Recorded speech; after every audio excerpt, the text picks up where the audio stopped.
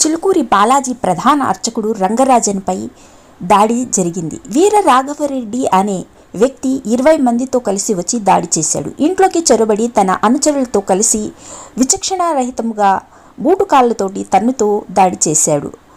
దీంతో ఆ ఘటనపై అర్చకులు రంగరాజను మొయినాబాద్ పోలీసులకు ఫిర్యాదు చేశారు. ఈ క్రమంలో నిందితుడు వీర రాఘవరెడ్డిని ఎస్ఓటి పోలీసులు అదుపులోకి తీసుకున్నారు. కాగా 3 రోజుల క్రితం తెల్లవారుజామున వీర రాఘవరెడ్డి అనుచరులు అర్చకులు అసలు ఏం జరిగిందంటే, ఆలయం సమీపంలోని రంగరాజను నివాసానికి శుక్రవారం నాడు కొంతమంది వ్యక్తులు వచ్చారు.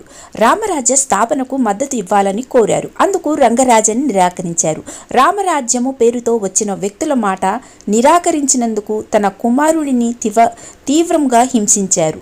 తనపైన దాడి చేశారు.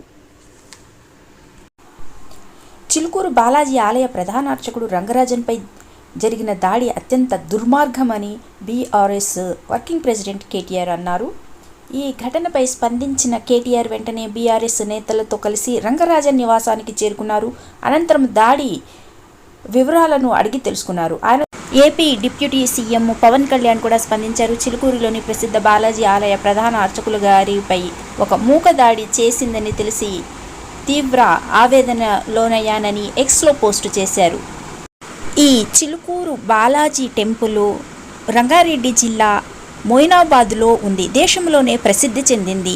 ఇక్కడ వెంకటేశ్వర స్వామిని కొలుస్తారు.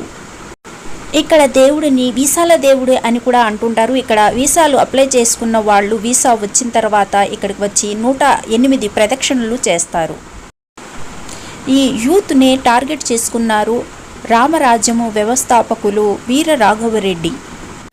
యూత్ కోసమే రంగరాజన్పై ఈ సంస్థ దాడి చేసింది. రామరాజ్యము అనే వెబ్సైట్ కూడా ఉంది. దీని వ్యవస్థాపకుడు వీర రాఘవరెడ్డి. ఇండియన్ ఆర్మీ లాగానే వీళ్ళు రిక్రూట్మెంట్ కూడా చేస్తున్నారు. ఇక్కడ చూడండి, ఇక్కడ ఒక నోటిఫికేషన్ కూడా ఇచ్చారు. ఈ ఆర్మీలో చేరాలంటే ఏమేమి క్వాలిఫికేషన్ కావాలో 5,000 మందితోటి తన రామరాజ్యాన్ని స్థాపించడానికి సైనికులు కావాలని నోటిఫికేషన్ కూడా ఇచ్చారు. ఇక్కడ ఈశ్వాకులై ఉండాలంట, భారత వంశముకి చెందిన వారై ఉండాలని ఇక్కడ పేర్కొన్నారు. ఈ వీర రాఘవరెడ్డి ఓపెన్గా చెప్తున్నాడు, ఏదైనా చేసి చట్టాన్ని చేతుల్లోకి తీసుకొనైనా మనం రామరాజ్యాన్ని స్థాపించాలని. వెబ్సైట్లో పోస్టును ఎవరు స్పందించకపోవడంతో ఇక పురోహితులను టార్గెట్ చేశారు. 27,800 గ్రామాల్లో అర్చక పురోహితులు ధర్మస్థాపన కొరకు పనిచేయాలని, వాళ్ళను ఒప్పించాలని వీళ్ళు టార్గెట్ పెట్టుకున్నారు.